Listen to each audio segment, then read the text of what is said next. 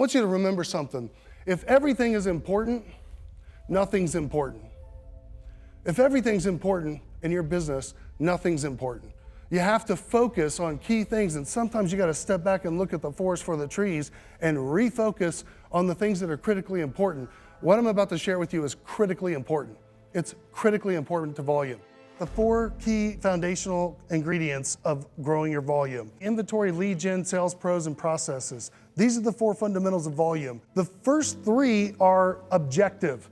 They're objective in the fact that they're measurable. They're measurable. Watch a football game with no goalposts or no end zones and see how interesting that is. I can name off 100 dealers right now that are gonna wake up on Monday morning. They're not gonna worry about selling 50 cars this month. They're not gonna worry about selling 25 cars a month. They're not gonna worry about selling 70 cars a month. How is that? How can you have a dealer that wakes up on the first and say, gee, I hope we can get to 400. Well, what about the first 300? Oh, we'll sell 300. I'm worried about selling 400. We sell 300 all the time. Bragger. Okay, but how is that different from the dealer across the street that's trying to get from 20 to 30? How does that dealer wake up and he knows he's trying to get to 400, you're trying to get to 25? What's the difference? Well, number 1 is inventory, right? He has 500 cars. You have 50 cars. He has 600 cars, he's gonna sell 300. You have 50 cars, you're gonna sell 25. This is how important inventory is. First of the month sales meeting. I'm the sales manager. I got a big whiteboard and a marker. Dan, how many cars did you sell last month, sir? 15? Okay, how many are you gonna sell this month? 20? Great. Okay, Joe, how many cars did you sell last month? 12? How many are you gonna sell this month? It's gonna be a great month, it's November. How many cars are you gonna sell this month?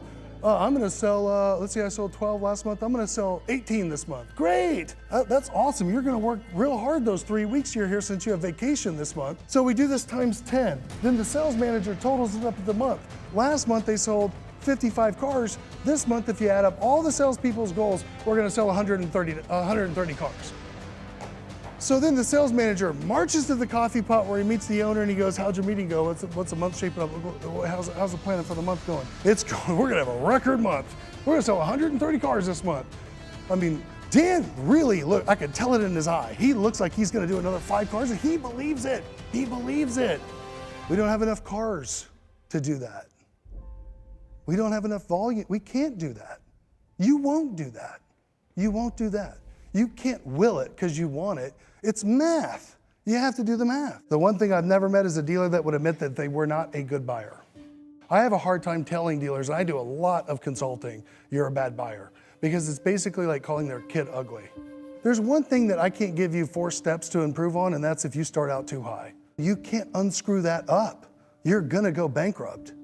You have to be a good buyer. Holding cost usually tells you how many days you can hold a car based on your average gross profit before you're losing money, even if you sell it for your average gross profit. Does that make sense? If I hold it for 30 days, I'm $1,000 in. Well, if my average gross profit's $1,000 and I sell the car on day 45, what just happened? I just lost money. And I went, yeah, I just made $1,000. No, you didn't. No, actually, you did not. That's an inventory aging strategy, and you need one, and it's really critical. Like everything else you're doing that's fires at your dealership, not as important as this, I promise. Inventory, you bought a depreciating asset. It's gonna break. It's gonna cost you.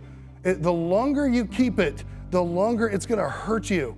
It's going to hurt you. I was just working with a dealer at the beginning of this year. He wasn't making enough money, wasn't making enough profit. I said, we gotta look at your inventory. Usually that's the first place we start. And he goes, no, I'm watching my inventory. I'm cutting the prices. So we go through the inventory and it's like, well, this car hasn't been adjusted in 3 months. This car hasn't been adjusted in 2 months. This car hasn't been adjusted in 6 months. This car was adjusted last week, good job. How consistently are you doing this? This is all your money. This is where everything starts. You need to know your lead count. It's almost as important as your batting average. Because we need swings, right? I'm not selling any cars. How many leads you got? Not very many. Okay, well that's probably why. But dealers are notorious for taking marketing money and shotgunning it on the wall. Here's a secret, most people don't know this number. Nobody knows that. I'm telling you, it's like clockwork. It's like clockwork.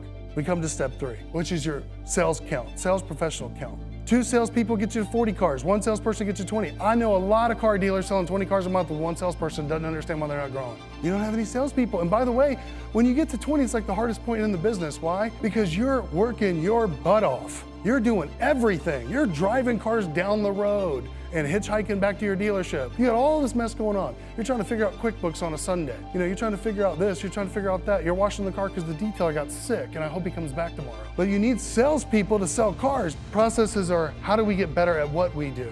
How do we get better at what we do? You have a process. It's either created itself out of default or you've designed it, right? If you don't know how to design it, that's what you need to be working on.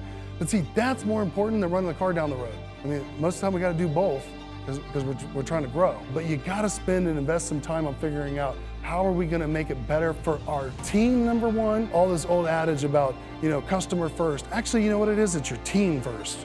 Your team comes first. Without the team, we got no customers. If Justin Osburn and Grant Cardone and Andy Elliott all showed up at your lot for 30 days and worked with you and your team on sales, how many people would think that we might sell a few more cars? Is that fair? Look at some firepower in there, right? Everyone's excited. Okay, well, we didn't change anything objective. Does that make sense? We started changing some processes. We started changing the way that we sell cars. Does that make sense? That's why it's subjective and not objective. You can massively grow your volume, whether number 4, that subjective process is not so good, or if it's good, or if it's great. And look, I've worked with lots of dealers that have doubled in 60 days. We did 1, 2, 3, boom, right now.